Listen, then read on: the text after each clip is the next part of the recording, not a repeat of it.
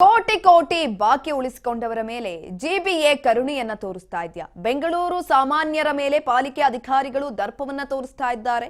ಬೆಂಗಳೂರು ಪಾಲಿಕೆ ಕಣ್ಣಿಗೆ ಮಾಲ್ಗಳು ಕಾಣಿಸ್ತಾಲೇ ಇಲ್ವಾ? ಹಾಗಾದ್ರೆ ಬಡವರ ಮನೆಗಳನ್ನೇ ಜಿಬಿಎ ಟಾರ್ಗೆಟ್ ಮಾಡ್ತಾ ಇರೋದು ಯಾಕೆ? ಜಿಬಿಎ ಟಾರ್ಗೆಟ್ ಮಾಡ್ತಾ ಇರೋದು ಯಾಕೆ? ಗುಬ್ಬಿ ಮೇಲೆ ಬ್ರಹ್ಮಾಸ್ತ್ರವನ್ನ ಬಿಡ್ತಾ ಇದ್ಯಾ ಜಿಬಿಎ?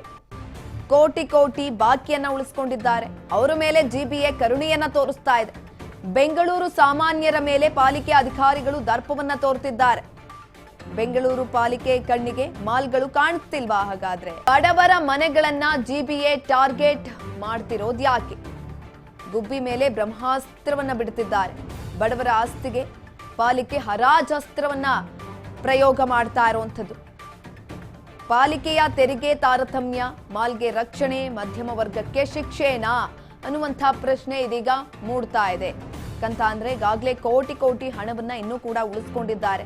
ಈ ನಿಟ್ಟಿನಲ್ಲಿ ಅವರ ಮೇಲೆ ಜಿಬಿಎ ಕರುಣೆಯನ್ನ ತೋರ್ತಾ ಇದೆ. ಆದ್ರೆ ಬೆಂಗಳೂರು ಸಾಮಾನ್ಯರ ಮೇಲೆ ಮಾತ್ರ ದರ್ಪವನ್ನ ತೋರ್ತಾ ಇದ್ದಾರೆ ಪಾಲಿಕೆ ಅಧಿಕಾರಿಗಳು. ಬೆಂಗಳೂರು ಪಾಲಿಕೆ ಕಣ್ಣಿಗೆ ಮಾಲ್ಗಳು ಕಾಣಿಸ್ತಾ ಇಲ್ವಾ? ಹಾಗಾದ್ರೆ ಅವ್ರು ಉಳಿಸ್ಕೊಂಡಿರುವಂತಹ ಬಾಕಿಗೆ ನೀವು ಕರುಣೆಯನ್ನ ತೋರಿಸ್ತಿದ್ದೀರಾ? ಅದೇ ಬಡವರ ಮನೆ ಅಂತ ಬಂದಾಕ್ಷಣ ಅವರ ಮೇಲೆ ದರ್ಪವನ್ನ ತೋರಿಸ್ತಾ ಇರುವಂತದ್ದು. ಜಿಬಿಎ ಟಾರ್ಗೆಟ್ ಮಾಡ್ತಿರೋದು ಯಾಕೆ ಹಾಗಾದ್ರೆ ಬಡವರ ಮನೆಗಳನ್ನ? ಈ ಗುಬ್ಬಿ ಮೇಲೆ ಬ್ರಹ್ಮಾಸ್ತ್ರವನ್ನ ಬಿಡೋದು ಅಂತಾರಲ್ಲ, ಇದನ್ನ ನೋಡೇ ಹೇಳಿರ್ಬೇಕು. ಬಡವರ ಆಸ್ತಿಗೆ ಪಾಲಿಕೆ ಹರಾಜಸ್ತ್ರವನ್ನ ಪ್ರಯೋಗ ಮಾಡ್ತಾ ಇದೆ. ಇದೀಗ ಪಂಚಪಾಲಿಕೆಯಲ್ಲಿ ಬಾಕಿ ಆಸ್ತಿ ತೆರಿಗೆ ಕಟ್ಟಡ ಮಾಲೀಕರ ಆಸ್ತಿ ಹರಾಜು 7,000 ಆಸ್ತಿ ಮಾಲೀಕರಿಂದ 437 ಕೋಟಿ ಆಸ್ತಿ ತೆರಿಗೆ ಬಾಕಿ ಇದೆ. ಆಸ್ತಿ ತೆರಿಗೆ ಕಟ್ಟಡ ಆಸ್ತಿಗಳ ಹರಾಜು ಪ್ರಕ್ರಿಯೆಗೆ ಮುಂದಾಗಿರುವಂಥದ್ದು ಪಾಲಿಕೆ. ಮಧ್ಯಮ ವರ್ಗದ ಮೇಲೆ ಅಷ್ಟೇ ಹರಾಜಾಸ್ತ್ರವನ್ನ ಪ್ರಯೋಗ ಮಾಡ್ತಾ ಇದೆ ಪಾಲಿಕೆ. ತೆರಿಗೆ ಪಾವತಿಸಿದ ಪಟ್ಟಿಯಲ್ಲಿ ವಸತಿ ಕಟ್ಟಡ ಮಾತ್ರ ಹೆಸರು ಸೇರ್ಪಡೆಯಾಗಿರುವಂಥದ್ದು. ಅದರಲ್ಲಿ ದುಡ್ಡಿರೋರು, ಪ್ರಭಾವಿ ವ್ಯಕ್ತಿಗಳು ಅವರೆಲ್ಲರೂ ಕೂಡ ಇದ್ದಾರೆ. ಆದ್ರೆ ಅವ್ರು ಯಾರನ್ನೂ ಕೂಡ ಟಚ್ ಮಾಡ್ತಾ ಇಲ್ಲ. ಟಚ್ ಮಾಡುವಂತಹ ಪೌರುಷ ಪಾಲಿಕೆಗಿಲ್ವಾ? ಹಾಗಾದ್ರೆ ಆಸ್ತಿ ತೆರಿಗೆ ವಸೂಲಿ ವಿಚಾರದಲ್ಲಿ ಬಡವರನ್ನೇ ಟಾರ್ಗೆಟ್ ಮಾಡ್ತಿರೋದು ಯಾಕೆ? ಯಾಕಂತ ಅಂದ್ರೆ ಬಡವರಾದ್ರೆ ಹೆದರ್ಕೊಳ್ತಾರೆ, ನಿಮ್ ಮಾತನ್ನ ಕೇಳ್ತಾರೆ ಅಂತಾನ ಅವ್ರನ್ನ ಟಾರ್ಗೆಟ್ ಮಾಡ್ತಿರೋದು. ಅದೇ ದುಡ್ಡಿರೋರು, ಆಸ್ತಿ ಇರೋರು ಅಂದಿದ ತಕ್ಷಣ ಇನ್ಫ್ಲೂಯೆನ್ಸ್ ಮುಖಾಂತರ ನಿಮ್ಮನ್ನೇನಾದ್ರೂ ಮಾಡ್ತಾರೆ ಅಂತ ಬಡವರನ್ನ ಟಾರ್ಗೆಟ್ ಮಾಡ್ತಿದ್ದ. ಬೆಂಗಳೂರಿನ ಬಹುತೇಕ ಮಾಲ್, ಐಟಿ ಕಂಪನಿಗಳಿಂದ ಕೋಟಿ ಕೋಟಿ ಆಸ್ತಿ ತೆರಿಗೆ ಇನ್ನೂ ಕೂಡ ಬಾಕಿ ಇದೆ. ಆದ್ರೆ ಒಂದೇ ಒಂದು ವಾಣಿಜ್ಯ ಕಟ್ಟಡ ಮಾಲ್ ಹರಾಜು ಪಟ್ಟಿಯಲ್ಲಿ ಇಲ್ಲ. ಪಾಲಿಕೆಗೆ ಬೆಂಗಳೂರಿನ ಮಂತ್ರಿ ಮಾಲ್ ಕಟ್ಟಡ ಬೇಕು. 20 ಕೋಟಿ ಆಸ್ತಿ ತೆರಿಗೆ ಇರುವಂತದ್ದು. ಇದ್ರ ಬಗ್ಗೆ ಹೆಚ್ಚಿನ ಮಾಹಿತಿಯನ್ನ ತಿಳ್ಕೊಳ್ತಾ ಹೋಗೋಣ. ನಮ್ಮ ಪ್ರತಿನಿಧಿ ಮಂಜುನಾಥ್ ಸಂಪರ್ಕದಲ್ಲಿದ್ದಾರೆ. ಮಂಜುನಾಥ್, ಇಲ್ಲಿ ನೋಡಿ, ಪಾಲಿಕೆ ಎಲ್ಲೋ ಒಂದ್ ಕಡೆ ಬಡವರನ್ನೇ ಟಾರ್ಗೆಟ್ ಮಾಡ್ತಾ ಇದೆ ಅನ್ಸುತ್ತೆ. ಯಾಕಂತ ಅಂದ್ರೆ ಈ ದುಡ್ಡಿರೋರಾಗಿರ್ಬೋದು ಅಥವಾ ದೊಡ್ಡ ದೊಡ್ಡ ಅಧಿಕಾರದಲ್ಲಿರುವಂತವ್ರಾಗಿರ್ಬೋದು, ಅವ್ರನ್ನ ಟಾರ್ಗೆಟ್ ಮಾಡ್ತಿಲ್ಲ ಯಾಕೆ ಅಂತ? ಬಡವರ ಮೇಲೆ ಈ ಧೋರಣೆ, ಈ ದರ್ಪ? ಹೌದು ಸುಮ್ಯ, ಬಿಬಿಎಂಪಿ ಅಧಿಕಾರಿಗಳ ದರ್ಪ ದೌರ್ಜನ್ಯ ಏನು ಹೊಸದಲ್ಲ.